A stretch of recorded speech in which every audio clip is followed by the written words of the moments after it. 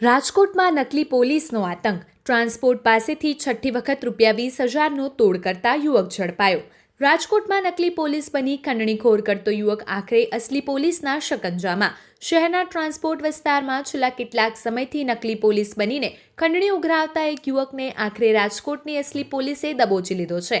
આ યુવકે એક બે વખત નહીં પરંતુ છઠ્ઠી વખત ટ્રાન્સપોર્ટને નિશાન બનાવી ₹20,000નો તોડ કર્યો હતો. આ ઘટનાએ ટ્રાન્સપોર્ટ ક્ષેત્રમાં ભયનું વાતાવરણ ઊભું કર્યું હતું. પ્રાપ્ત માહિતી અનુસાર આરોપીની ઓળખ મિહિર કુંગસિયા તરીકે થઈ છે. મિહિર પોતે પોલીસ તરીકેની ખોટી ઓળખ આપીને ટ્રાન્સપોર્ટના ધંધાર્થીઓને ધમકાવતો હતો અને તેમની પાસેથી આર્થિક ફાયદો ઉઠાવતો હતો.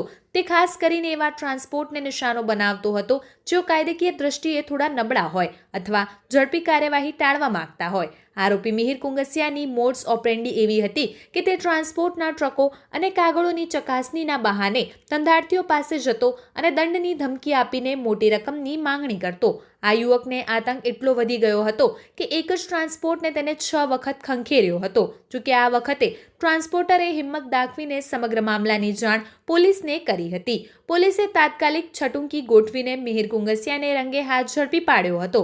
નકલી પોલીસ બનીને તોડ કરનાર આ યુવકની ધરપકડ થતાં ટ્રાન્સપોર્ટ જગતમાં રાહતની લાગણી પ્રસરી છે. પોલીસે હવે આરોપી વિરુદ્ધ કાયદેસરની કાર્યવાહી હાથ ધરી છે અને તેને અન્ય કેટલા લોકોને છેતર્યા છે તે અંગે વધુ તપાસ ચાલી રહી છે.